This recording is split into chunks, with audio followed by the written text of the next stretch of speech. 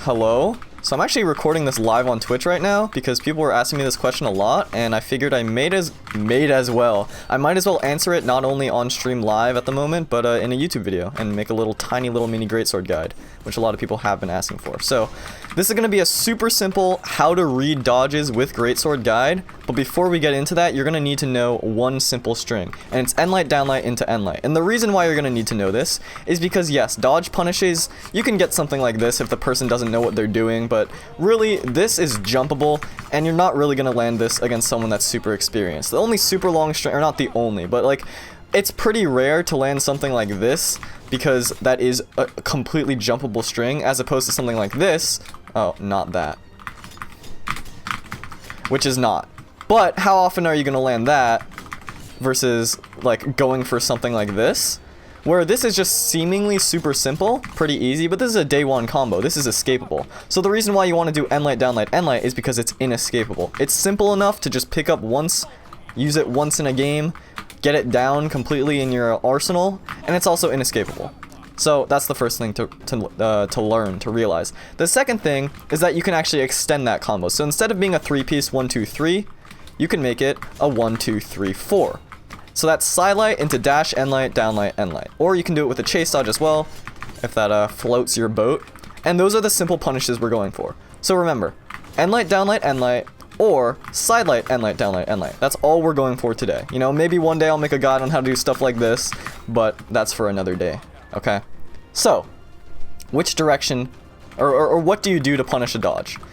So it's actually super simple. So I'll just go through all of the dodges right now. Actually, we'll move Sidra a little bit so that she's not in the corner of the map here. We'll put her in the center of the map to make things simple. Reset the position, control J in once more, and this is just all we're gonna do. 2 different options to cover all of the dodges. That's the first thing.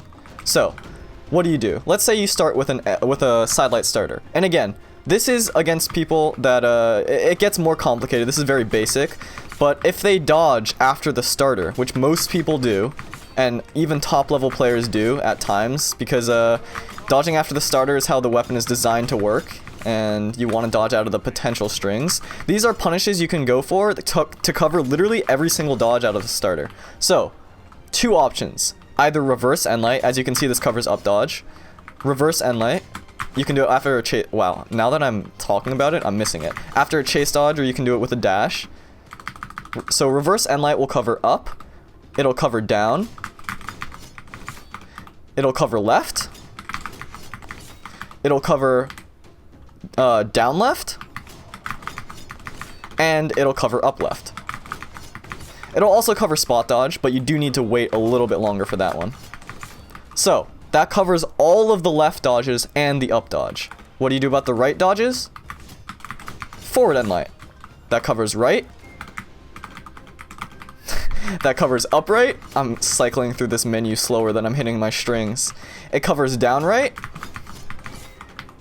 And that's all the dodges. That's literally all the dodges right there. 2 options to cover every single dodge. Now, you can, like I mentioned, add a little bit of a sidelight, make things a little bit more complicated to get not only an extra hit, but potentially more distance. And more distance is important because more distance means they're closer to the kill box. So let's say they're on the ground. Neutral dodge. Sidelight, and then you do the endlight, downlight, endlight. Reverse sidelight. Okay, cool. Let's say they do a right dodge. Forward sidelight. With this, actually, you have to be careful about the amount of space you have. So let's say I do it right here. That downlight will put me off stage. So what do I do instead? Double endlight. And that'll finish off that little combo. But if you're in this position, notice how the sidelight, because I go forward with the downlight, I can't get the finisher. It's probably better just go for endlight, downlight, endlight, because that'll KO. So that's a little bit of stuff to understand about greatsword, is using your space is very important.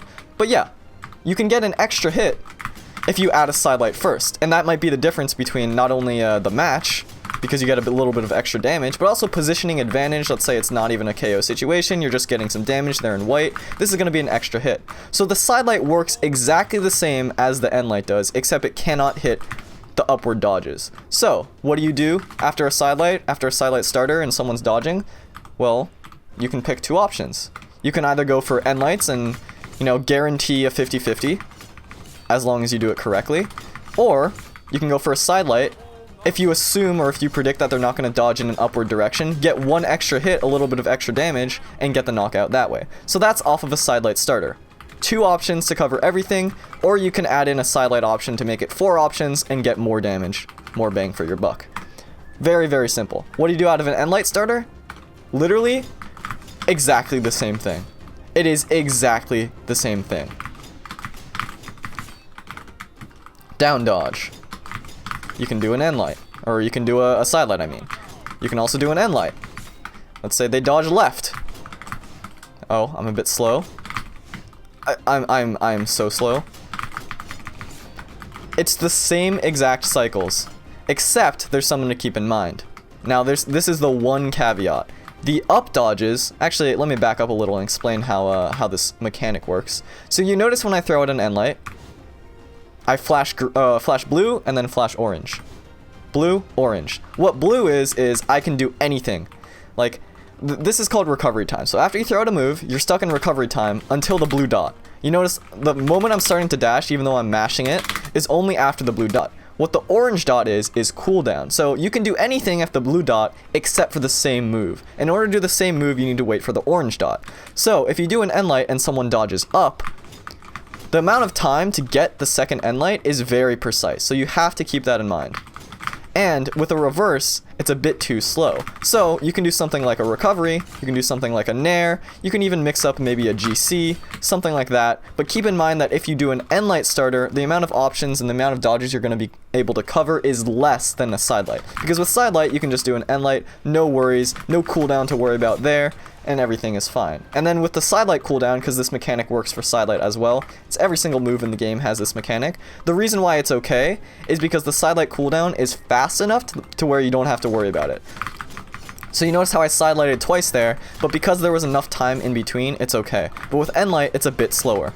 So you just have to worry about that. But yeah, those are the simple strings with downlight. Starting the downlight, it's exactly the same. Once again, you can just do the same options. Pick between the same options, and you don't have to worry about it. So again, those are very basic Greatsword strings.